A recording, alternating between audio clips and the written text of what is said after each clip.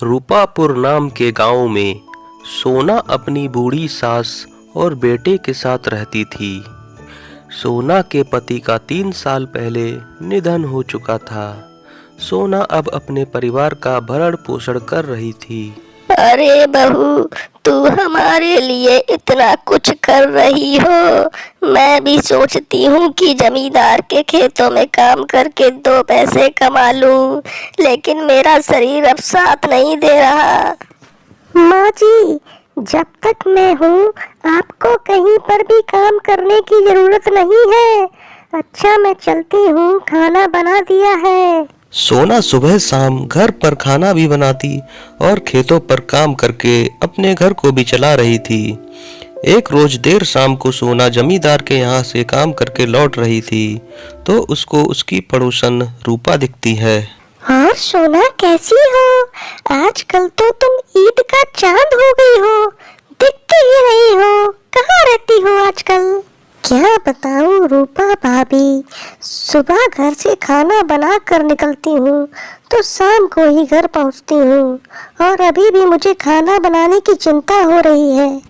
सोना थोड़ी देर रूपा से इसी तरह बात करती है और उसके बाद घर लौट आती है। वह शाम को अपनी सास और बच्चों को खाना खिला के सुला देती है और अगली सुबह जमींदार के खेतों पे काम करने के लिए लौट जाती है।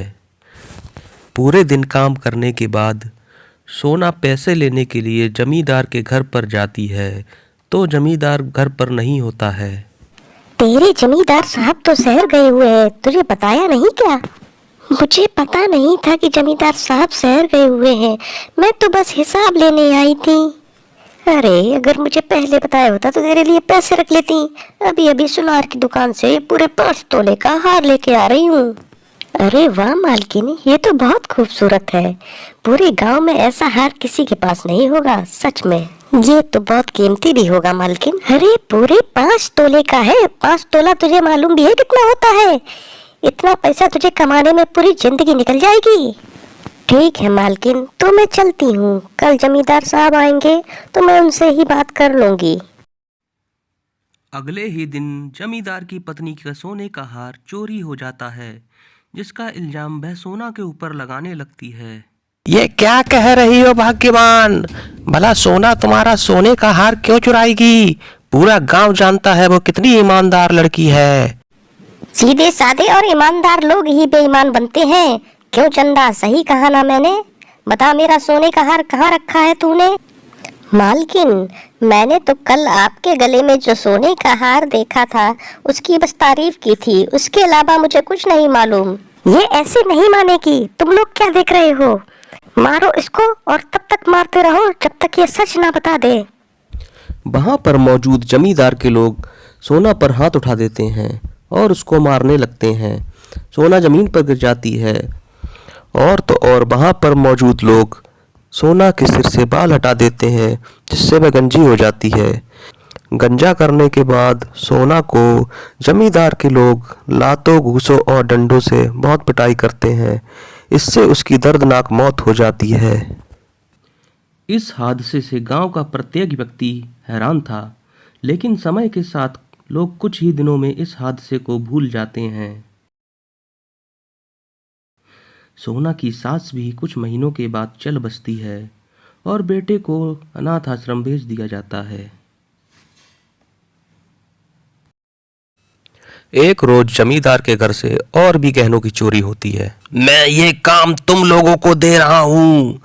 इस घर से और भी गहने गायब हुए हैं।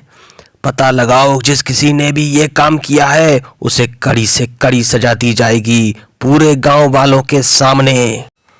जमींदार के लोग घर घर जाकर गहनों की तलाशी लेते हैं, लेकिन उन्हें जमींदार के घर के गहने नहीं मिलते हैं। गांव के लोग भी इस घटना से हैरान थे। अरे सुना तुमने?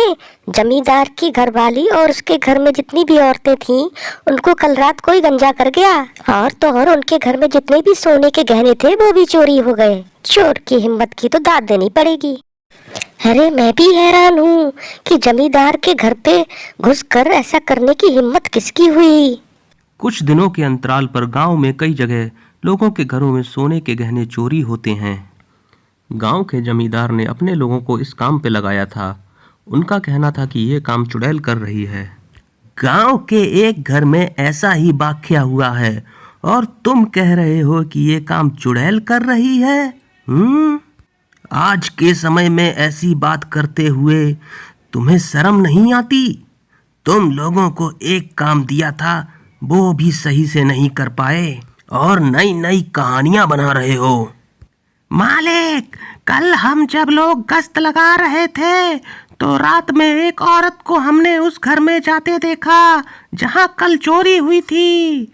वो औरत एक चुड़ैल थी मालिक। उसके शरीर से बहुत बदबू आ रही थी और उसके नुकीले नुकीले दांत और हाथ के पंजे भी बहुत नुकीले थे। अगर आपको भरोसा ना हो तो आप राजू से पूछ लीजिए। मुझे किसी से कुछ पूछने की जरूरत नहीं है। आज रात मैं खुद गांव में पहरा दूंगा और देखता हूं मुझे कौन सी चुड़ैल मिलती है। अब देर रात जमींदार खुद एक हाथ में लाठी लिए रात को घूमने लगता है। तभी उसे एक परछाई अपने घर की तरफ जाती हुई दिखाई देती है। वह उस परछाई का पीछा करता है जिसका जमींदार पीछा कर रहा था। वह एक खतरनाक चुड़ैल थी जो आगे चलकर धीरे धीरे चलने के बाद गायब हो जाती है।